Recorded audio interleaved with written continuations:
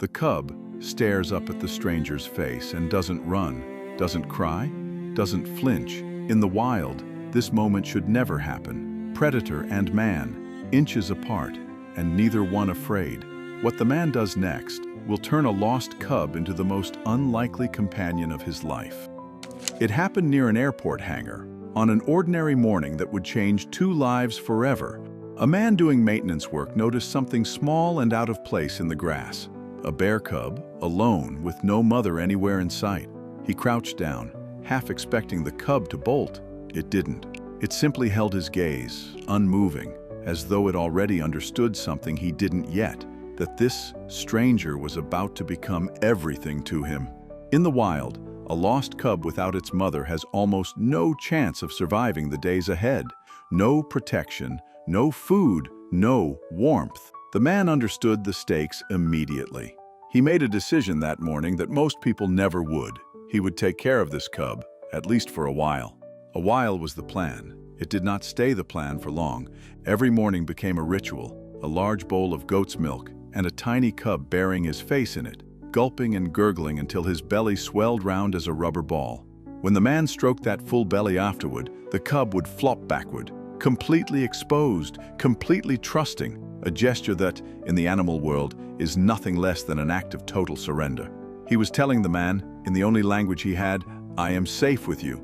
But it wasn't just the milk. The cub began following the man everywhere, through the hangar, across the grass, refusing to let him out of sight. While the man worked, the cub played nearby, occasionally trying to make friends with a stray cat that lived on the grounds. He'd chase it, hopefully, tail wagging, only to be ignored again and again. Each time he'd walk back with his head low, shoulders slumped in unmistakable disappointment, and press his face into the man's chest for comfort.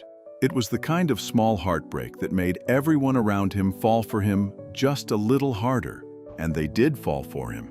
The mechanics who worked in that hangar took turns holding the cub during their breaks, and he melted into their arms like something soft and harmless, nothing like the animal he was destined to become.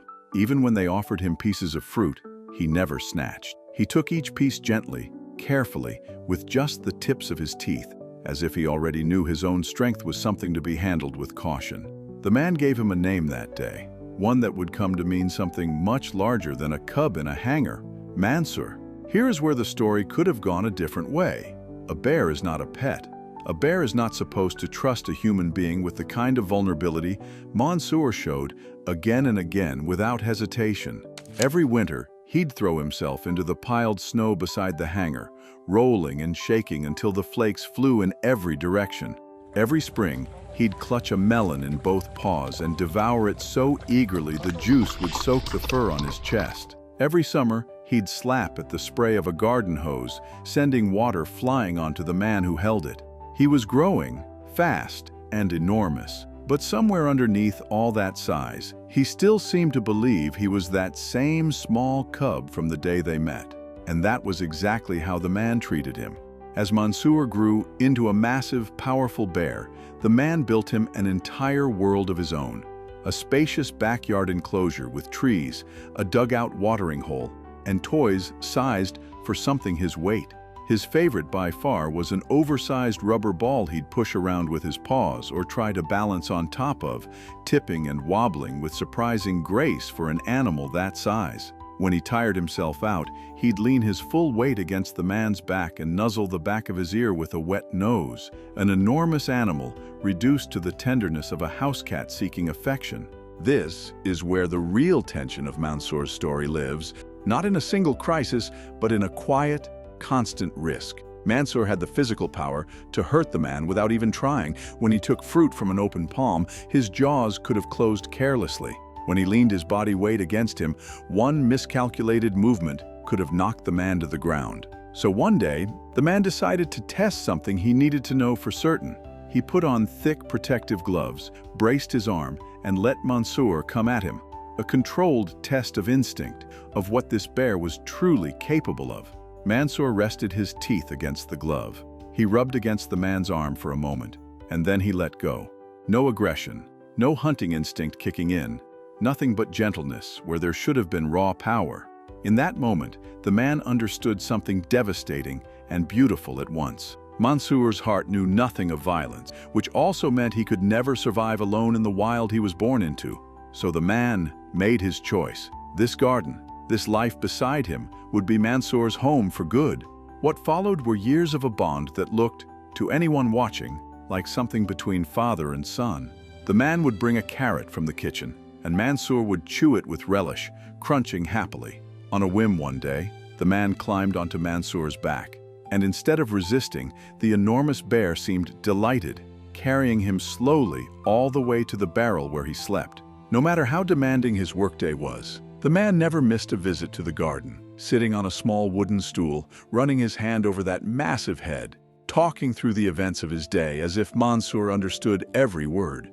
And maybe in his own way he did. When the man brought home a coconut, something Mansour had never encountered, the bear studied the strange hard shell for a long moment before cracking it open with his paws and savoring the sweet flesh inside, patient and curious. In the pool the man built for him, Mansour would dive again and again, sending water exploding into the air, climbing out exhausted and satisfied every single time. On the hottest days of summer, he'd bury his whole face in a chilled watermelon, staining his fur red with juice, utterly without shame or restraint. And then, there was the treehouse, a small structure the man built by hand, from scrap wood, tucked into a large tree in the garden. Mansour hesitated at the entrance the first time, uncertain, until the man climbed inside and called him in. Slowly, carefully, the massive bear folded his body through the narrow opening and squeezed in beside him.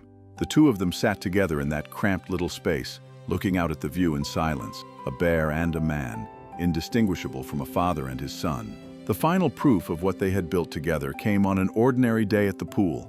Mansour was playing with a ring-shaped toy when his paw slipped inside it and stuck.